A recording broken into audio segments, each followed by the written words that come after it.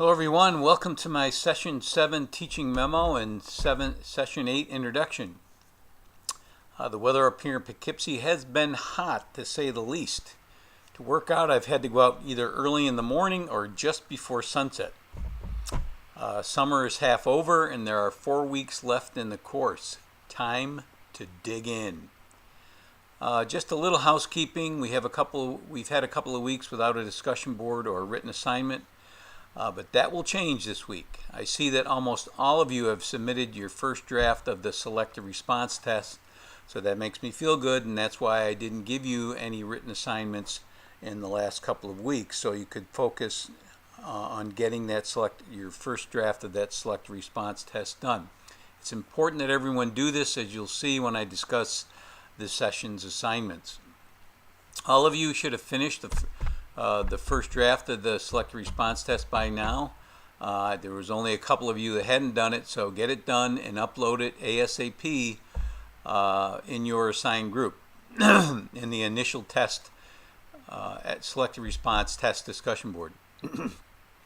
I will provide you with feedback, and I've done that for several of you already.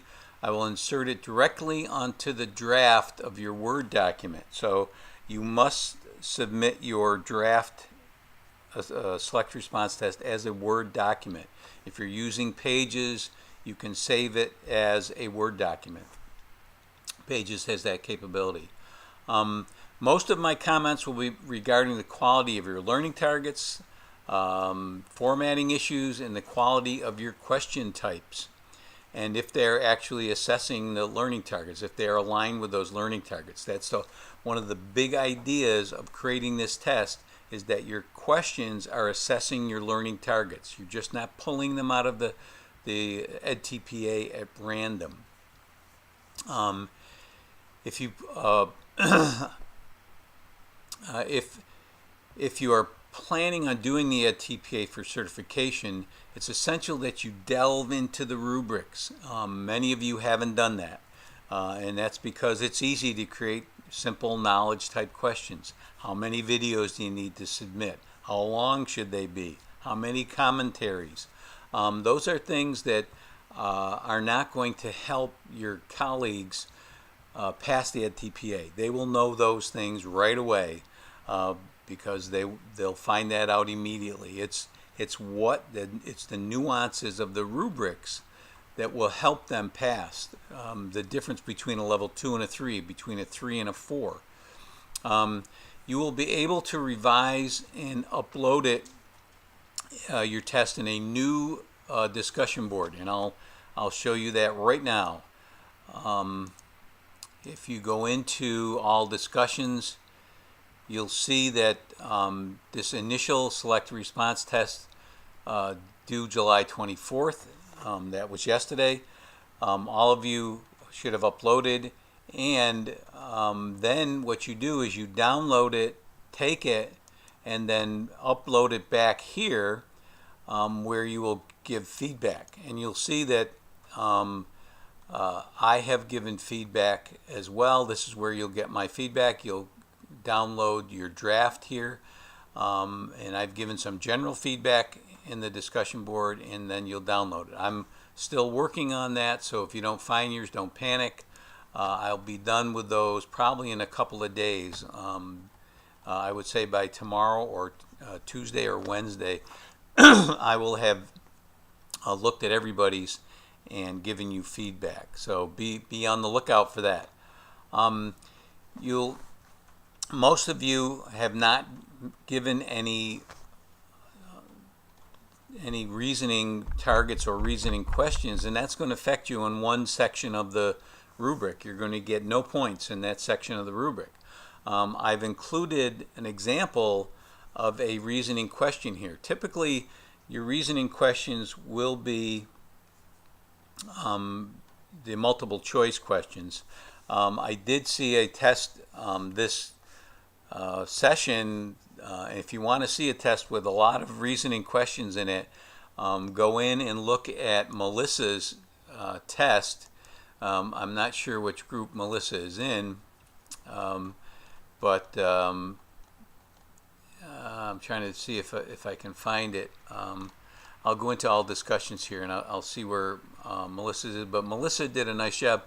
And if you look at her, she's in group 2.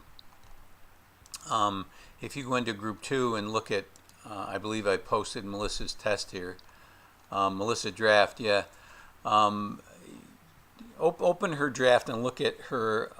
She did some matching that are reasoning questions, and she did some multiple choice, did some reasoning questions. She also tried to do some true-false that are reasoning, but they were just a little bit too complicated. So true-false really should be just creating a proposition and then changing one word in it, or the same with fill-ins. They should be creating a proposition and then leaving a word out, a keyword, a significant word.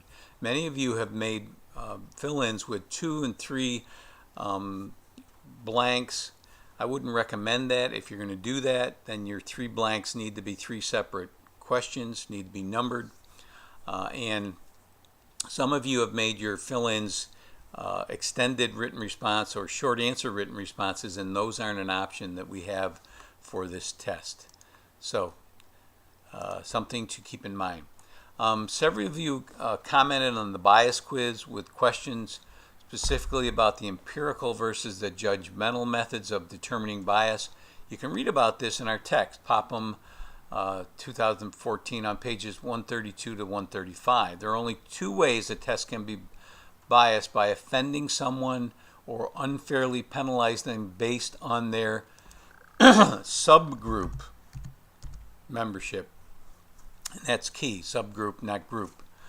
Typically, large-scale testing companies use bias review panels to do this. Of course, you can't, but you can share it with a colleague to see if your questions might fall into one of those 2 categories. Empirical evidence gathered after the test is given, either to a pilot group or before the test is given to a pilot group, or after it is given to the testing group. Of course, as you can be seen in what Popham wrote about disparate impact, even this method doesn't necessarily prove that a test is biased. Okay, session 8, this week's reading and presentation topic are on standardized testing, the No Child Left Behind Act of 2001 versus the Every Student Succeeds Act, which was just signed into law by President Obama in December 2015. We'll also be looking at the National Assessment of Educational Progress, or the NAEP, and the New York's Annual Professional Performance Review, APPR process. My learning targets can be found on the Session 8 folder. There are many resources to connect on writing your double entry journal this week, which is not due for 2 weeks. But you have resources that you need to connect to in both Session 8 and Session 9. So make sure you go, before you start writing your DEJ, look at those resources. That your double entry journal is on test prep, appropriate test prep. In Popham's chapter on test prep, you'll do your DEJ and that, connecting to other resources. And you should connect to my presentation. You should connect to some test anxiety resources, reducing test anxiety, etc., etc. So make sure you look at those resources in Session 8 and Session 9. You're also going to download and take the test of your group mates this session, and you will take them as a closed book exam. After completing, you will upload them to the Select Response Test Answers with Feedback discussion board, and I'm going to just show you what that is. Go into discussion boards, and you will upload that right here, Select Response Test Answers with Feedback. And then you're going to be revising those tests with my feedback and your classmates' feedback. Make sure you're taking notes on this whole process, how you changed it when you've got feedback from your classmates and when you got feedback from me. What were some things you found that you did wrong? Those are all things that you're going to talk about in your 3-part analytic summary. So take notes during this process. And then later on, you're going to have new testing groups. So you're going to upload your revised test and to a new group. and then that new group will take you. And there'll be fewer groups, so there'll be more people in those groups to take your test. So that's what's coming up. You're going to upload your three-part analytic summary in session 12 on the last week of the session.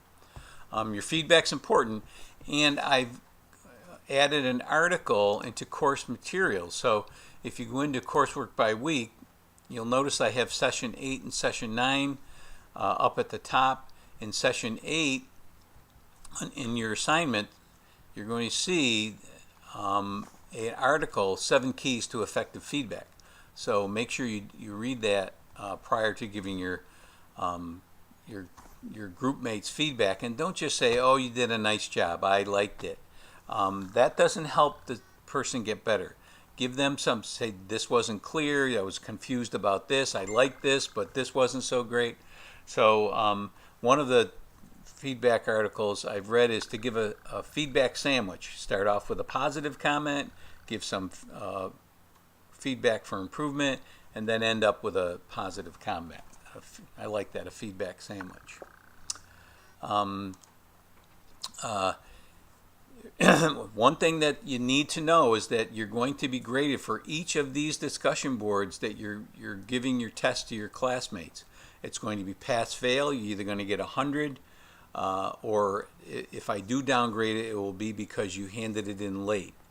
That's the only way you won't get 100. Otherwise, if you don't participate in these discussion boards, you're going to get a 50, and that's going to affect your final grade for your select response test. So keep that in mind. Okay, that's it for now. I'll talk to you all again next week.